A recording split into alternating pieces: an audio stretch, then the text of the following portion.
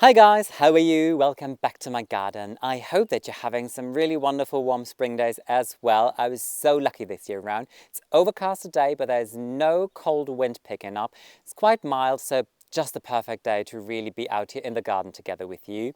Yesterday evening, I was browsing my Instagram and I saw how far ahead gardens in the south of England and Holland are already. There's one garden in Holland where the first tulips are already in bloom, and I was baffled about it because you can tell my garden is still predominantly brown from the mulch, but I can see life is coming back. A lot of the perennials start growing and a lot of them grow really fast and wonderful. First grasses start to grow, even the lawn starts to green up again.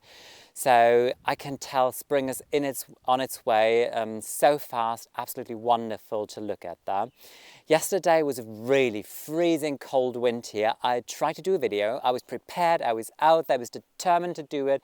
I turned around to the camera and then what happened is the wind came and my mic blew off and somewhere and I couldn't find it for quite a while. So the mic I'm using, it has like a little clip-on thing here. It's not a lavalier with a cable. And I was like, uh-oh, used mission control, we have a problem, because I literally couldn't find it for probably 20 minutes at least. I started digging in the mulch and I was like, oh God, I should have painted that little thing pink or red or something so I can find it easier.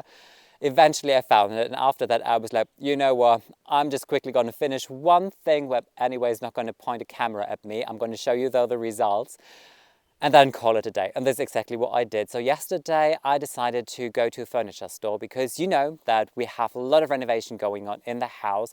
The entire upper floor is under renovation and I want to have new nightstands and lamps and just like some nice new furniture once you do all the renovation. The hardwood floors are delivered already. So I think in a week or two, the guys are going to come and install the hardwood floors. So what I did, I was just looking for some nice furniture and I found something online, like really nice nightstands, and I discovered that the shop is actually just a neighbor town. So yesterday I drove there, looked at them, haven't placed an order yet, but I think I'm going to do it because they're really nice. They really speak like Hamptons Americana style to me, which I really enjoy. I think it's so suiting for this area here, just living next to the Baltic Sea. Obviously, I also stopped by the garden center because I was in town, I was on my way. How could I not make a stop at the garden center? Initially, just to buy some fresh bags of soil because I ran out of soil completely. I had not a single scoop of soil left here anywhere in the garden. And then obviously I was browsing the garden center a little bit and I had an entire truckload of fresh roses. So I was like, oh God, danger zone. So I was just like browsing and checking them a little bit, and I had a variety where I had an eye on already for quite a while. They are in containers, which is nice, so they're really far ahead already. So I bought 3 roses as well. So what I wanted to do actually yesterday was a planting video, and now it's going to be a planting video today, and not only what I wanted to plant yesterday, plus some roses. So I think in the end it was a good thing that yesterday was not a perfect day for gardening, so I can do a little more together with you in the garden. And you can tell I'm walking with you towards the back of the garden. A lot of my videos are bound to happen on the slope or in the new herbaceous border in the back of the garden, but today we're working on a slope. So what I do is I prepare everything and then show you the first thing that I want to plant.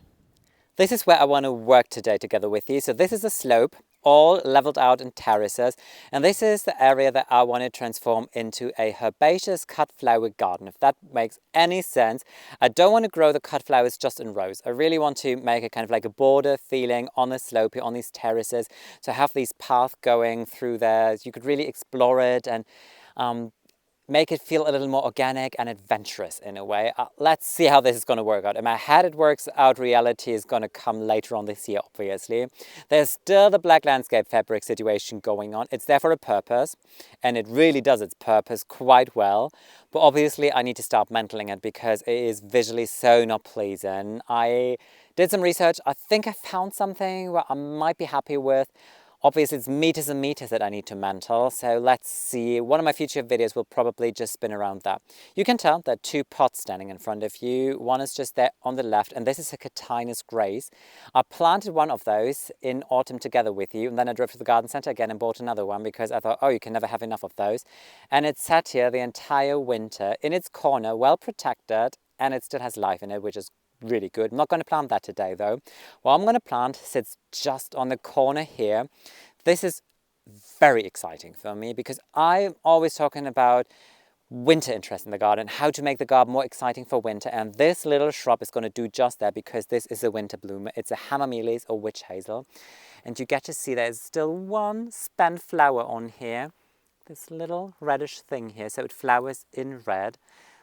On the label you can tell kind of how the flower heads look like. Kind of like spidery in a way. It is called Hamamelis Intermedia Ruby Glow. Wonderful variety, and I think I found just the perfect area here. I am really excited to plant this Hamamelis together with you today, because I really want to bring more interest to the winter garden. And what is more interesting than having blooms throughout the winter month? Hamamelis start the show quite early. Depending on the variety, they can start flowering in November, December, and then they go all the way through until February, March. This variety here is supposed to start flowering in January, but because of the climate situation where I'm here, I suppose that this is going to start probably in around February time, which is still absolutely wonderful. The blooms, they come in an array of colors. Most of the varieties flower in tones of yellow, so you really have this warm buttercup yellow tones all the way to like sulfury green yellow. Then they have peachy orangey tones going into crimson reds, and then mauve red tones. This one, Ruby Glow, obviously is a red, ruby red variety. When I've done my research, one woman from Instagram, she gave me the recommendation: if you plant this variety, make sure that you plant it in an area where the sun comes from the back, because then these red flowers are really going to shine like rubies in the sun. So I was very thankful for that advice, and this is exactly what I'm going to put it here. Hamamelis, like most of the shrubs, they like to thrive in a sunny or partly shade condition, and this is exactly what it is. It has a lot of sun, but when the trees in the back at one point have foliage, it will have certain hours of the day when it is more in a partly shade condition as well. I predict like around 1-2 o'clock in the afternoon, around that time. Hamamelis, they have shallow roots, which means they do not like to dry out completely.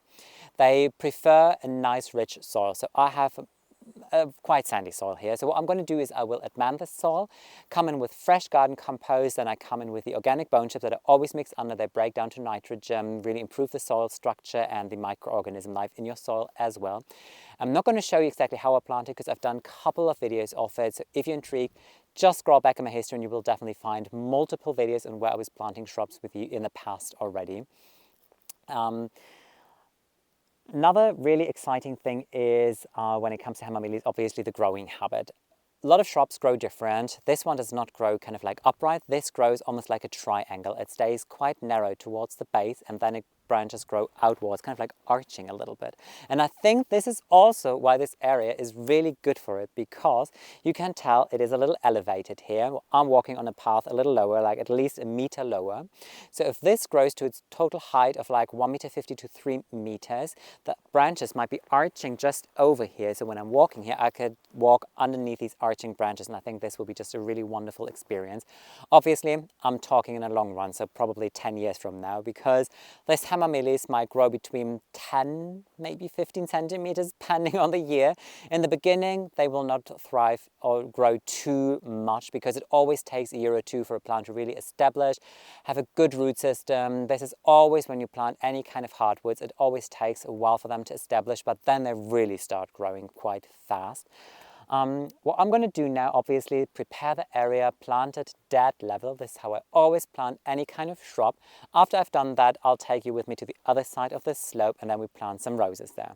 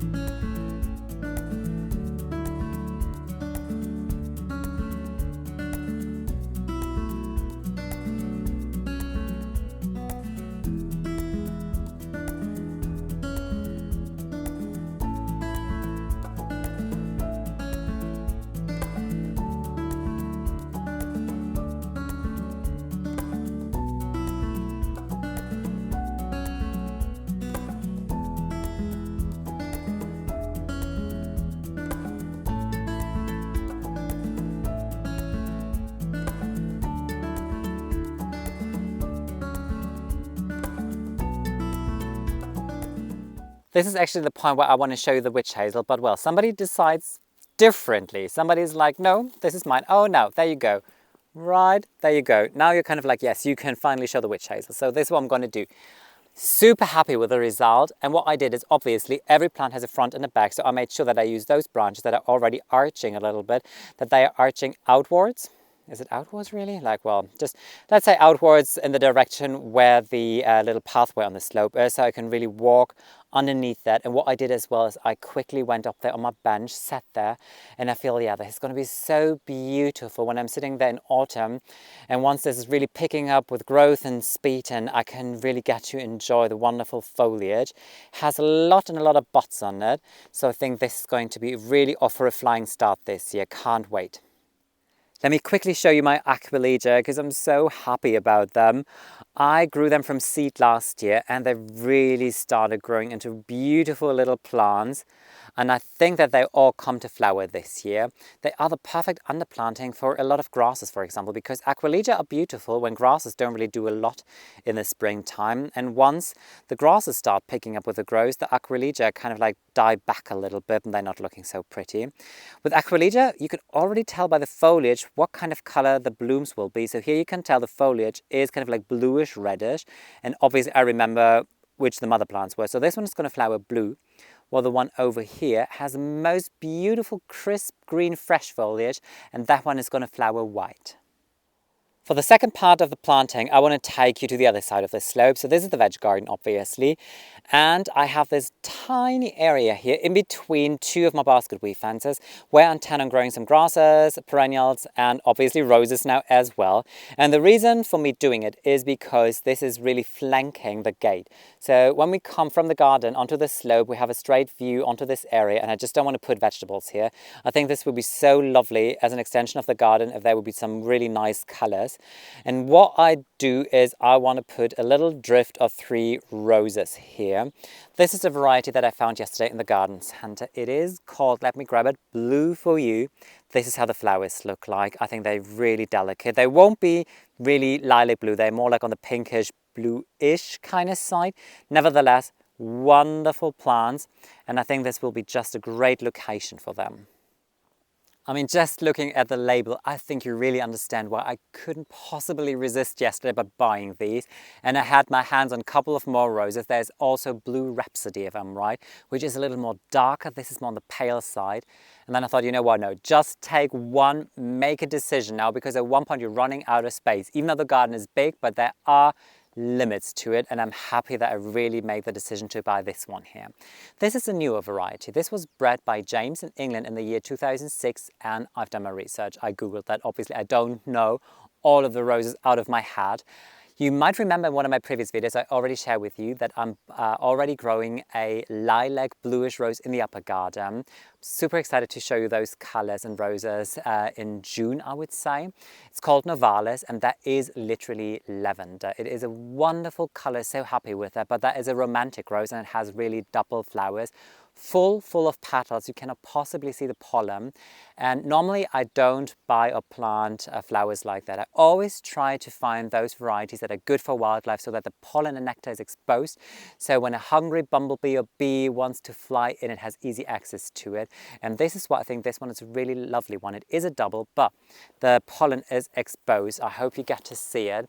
So I think this is going to be just a wonderful rose for wildlife, and it flowers fairly long, which most of the new varieties do.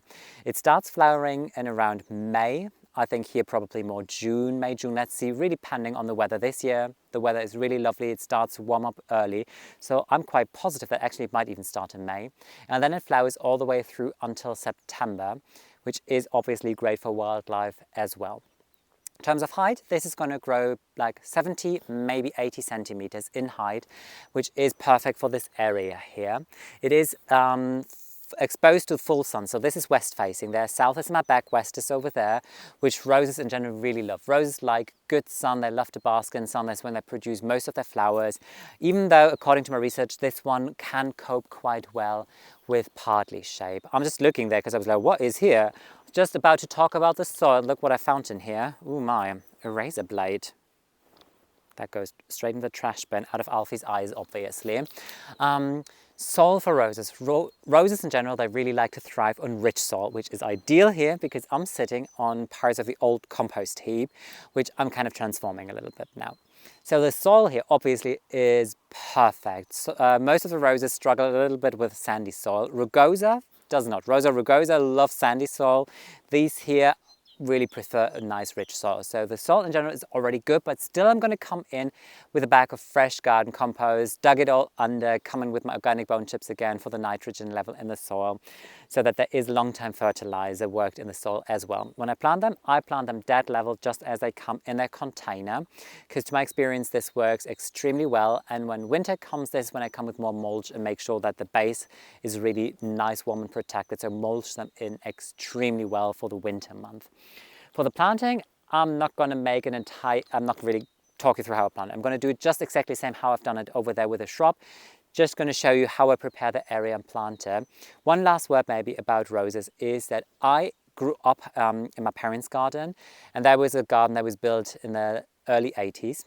And it was quite en vogue in Germany back then to have like your grand rose bed, which is not really how you might know it in England, where you have roses mixed with perennials or have a cottage garden feel. No, in Germany it was literally just roses. I think my parents had around 100, 120 roses growing, and then obviously when just one rose had a disease, all of them had it. So I remember my dad coming in with a tank of pesticide on his back, spraying all the roses. And I pretty much garden on the organic side. So I absolutely don't want that. And this is why I struggled for quite a while with roses.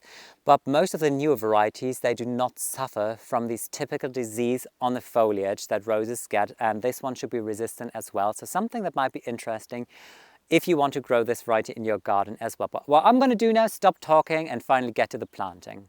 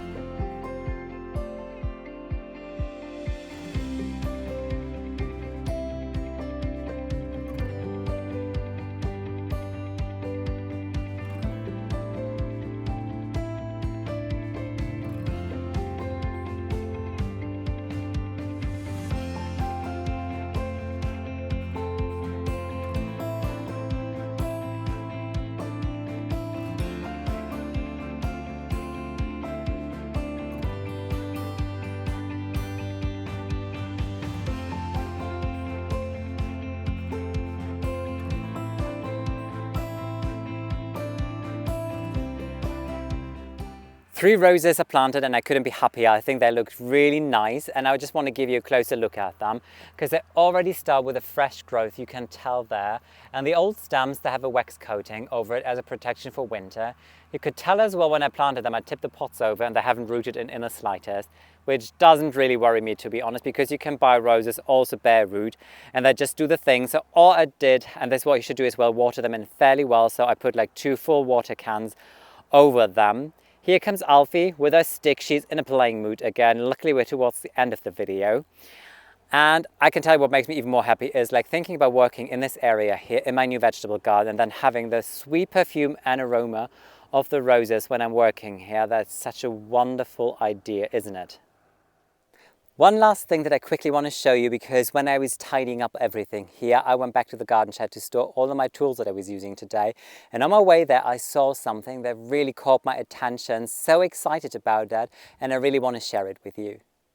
I'm in the new herbaceous border with you, and you might remember in autumn I did 3 videos where I was planting spring bulbs together with you, mainly tulips, but also Fritillaria persicaria. And I have 3 clumps in here, so I put just 3 bulbs in, and look what happened. They're coming up, but out of this one bulb there comes 3 stems.